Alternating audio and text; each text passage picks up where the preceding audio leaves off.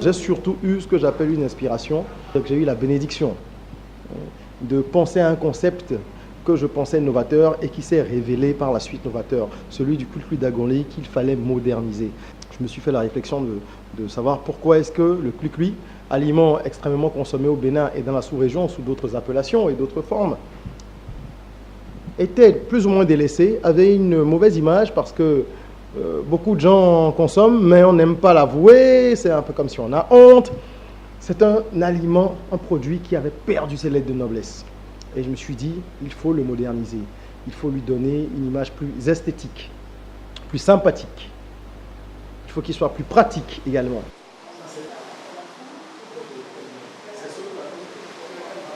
J'avais 15 000 francs, donc j'ai commencé comme ça, avec ça, 15 000 francs. C'est important de le dire, tout simplement, parce que les gens doivent comprendre, surtout la jeunesse africaine, doit comprendre qu'on peut faire avec peu de choses,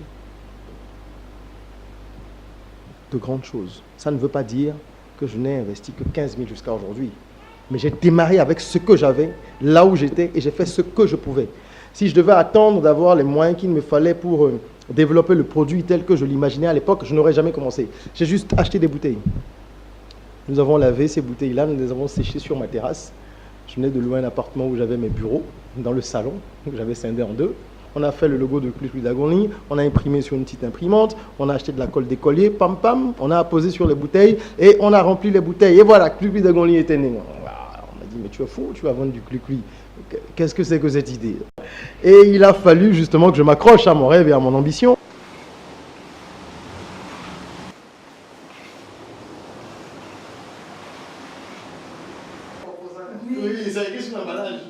Si moi je pense qu'il n'a pas fait fausse route, c'est parce que lui-même, il a vraiment pris la chose au sérieux, il est resté déterminé, il est resté endurant et il croit en l'évolution et à la réussite de ce projet.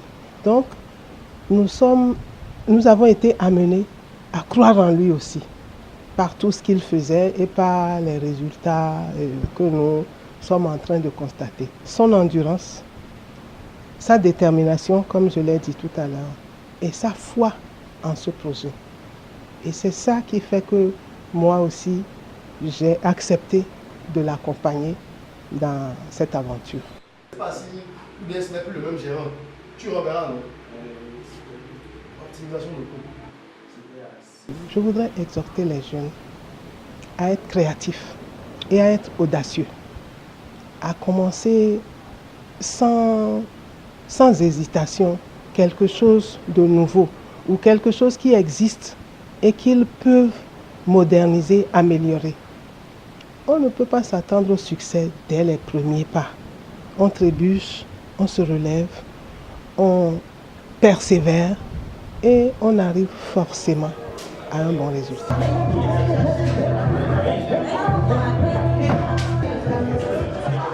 Je suis aujourd'hui très fier et très heureux de redonner également aux Béninois l'envie d'aller, aux Béninois et aux Africains plus largement, l'envie d'aller, de retourner vers leurs produits, les produits du terroir, mais les produits du terroir conçus autrement, vendus autrement, perçus autrement.